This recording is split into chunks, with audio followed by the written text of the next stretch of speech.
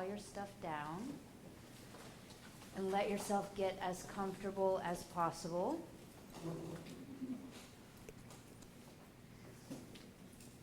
Sitting perhaps with your feet flat on the floor.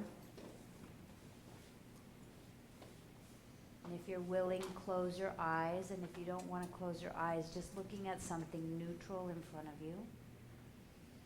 Lengthening your spine. Allowing your shoulders to fall away from your ears.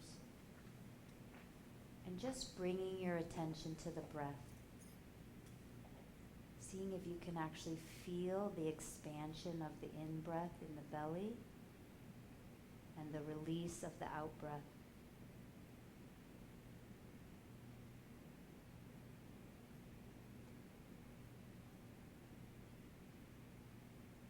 See if you can let your entire attention rest on the breath.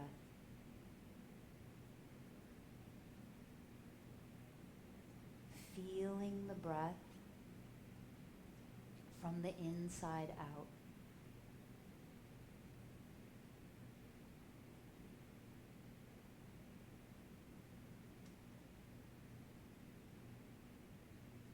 And now see if you can feel the very beginning of the in-breath, the very first sip of the in-breath, and then the full expansion all the way through to where the breath is still. And the release of the out-breath from the very first whisper of the out-breath all the way through to where the breath is still. And now see if you can let your attention rest in the still, quiet place between the in-breath and the out-breath, and the other still, quiet place between the out-breath and the in-breath. Just resting in that moment of stillness and quietness.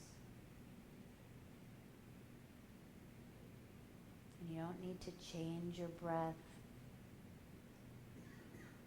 Just letting it be as it is. And if you don't feel a pause between the in-breath and the out-breath, that's totally fine. Now see if you can pay attention to the whole cycle of the breath. So the in-breath, the stillness, the out-breath, and the stillness.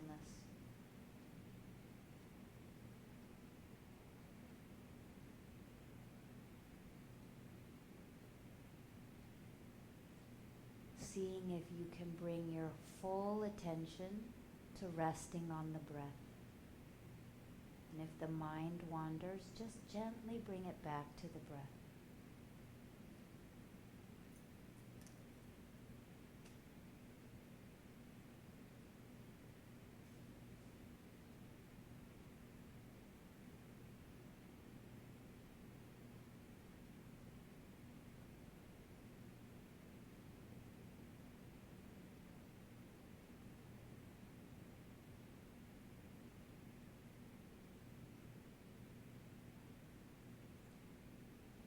And see if you can feel the stillness, not only between the breaths, but the stillness that exists underneath the in-breath and underneath the out-breath.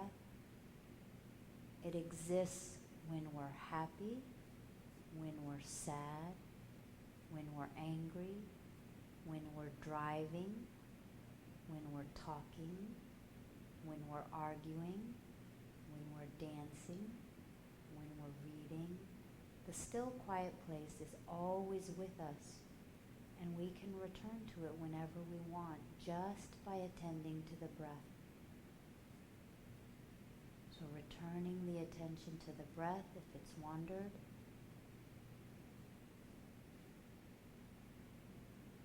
Seeing if you can allow yourself to relax and soften into just resting with the breath.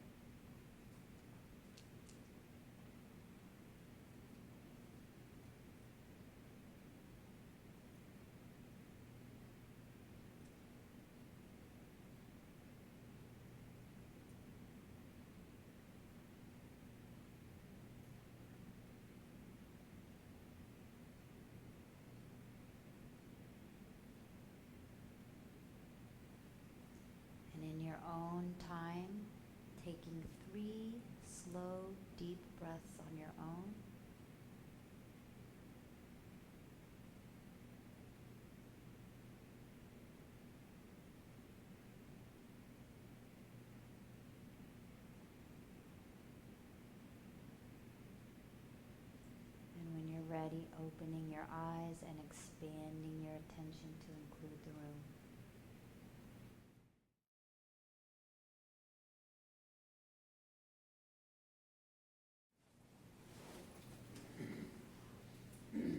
So sitting and closing your eyes, bringing your attention to the breath.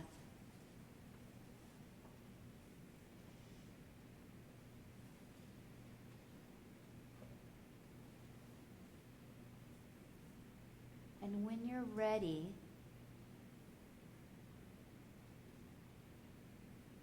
attending to your feelings. So simply noticing what feeling or feelings or emotions are present in this moment.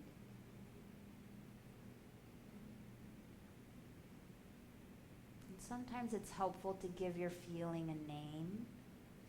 And some feelings have very ordinary names: happy, sad, angry. And sometimes feelings have much more unusual names: stormy, empty, fiery, bubbly. So just noticing whatever feeling or feelings are present, and even in the brief time I've been speaking, the feeling may have shifted a bit.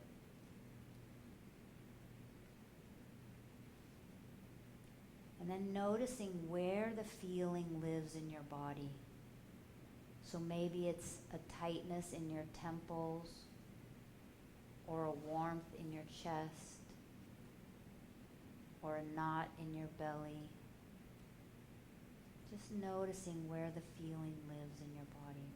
And then really exploring how the feeling is in your body. So is it big and intense, or small and subtle? Is it warm or cool? Is it hard or soft? Is it still or moving? And then noticing or imagining if the feeling has a color: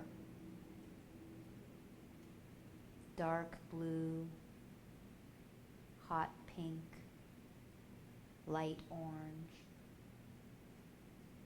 And if it doesn't have a color, that's fine.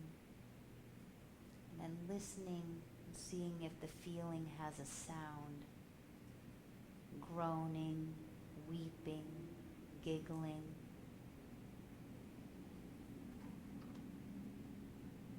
And then take a moment and ask the feeling what it wants from you.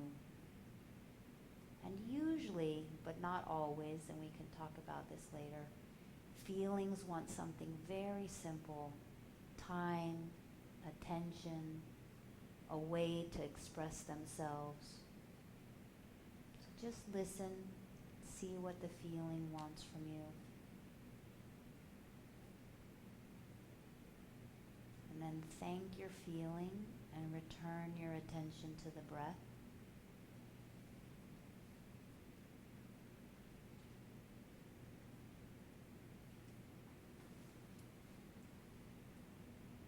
Taking 3 slow, deep breaths on your own.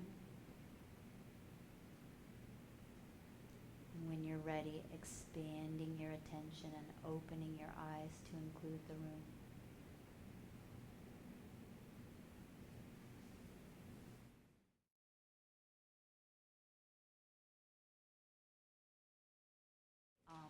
Let's do one more practice.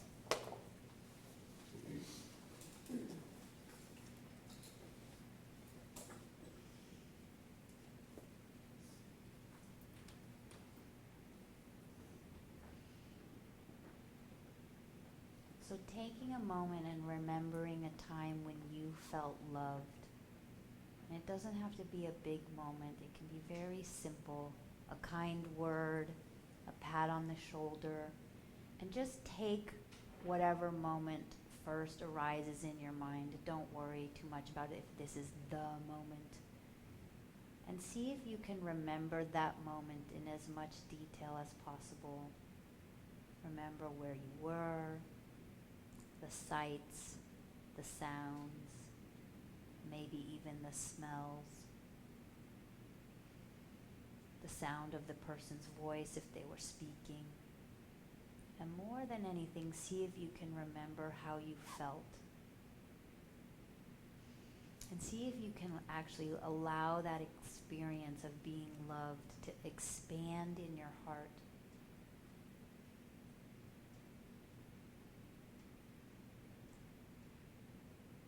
And if there's any resistance to experiencing this moment of love, just notice that. No need to change it, just notice. And see if you can allow just a little bit more love into your heart.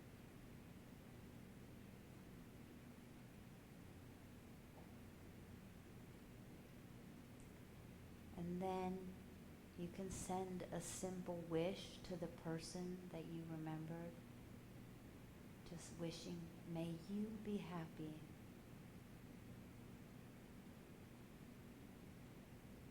And feel that wish going out to that person.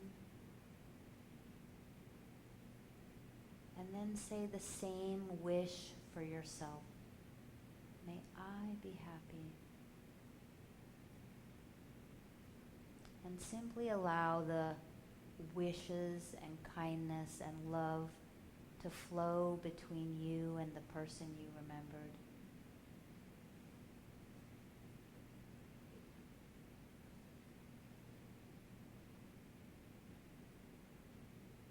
And I'm going to shorten the practice just a bit. But now, bring to mind a quality of yours that you dislike.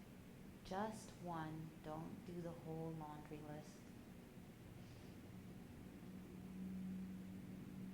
And see if you can send kindness and love and compassion towards this particular quality. So it might be, may my anger be happy.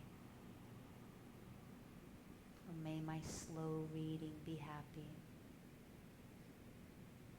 And send this same wish of kindness and caring to this difficult trait.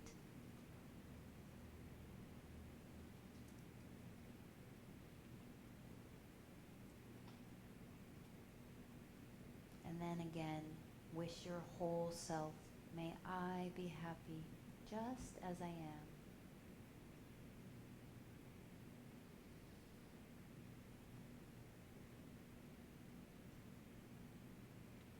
Now, we're going to send this wish of kindness and compassion to the whole world. So may everyone be happy. May everyone be peaceful and at ease. May everyone be filled with joy. May everyone experience love.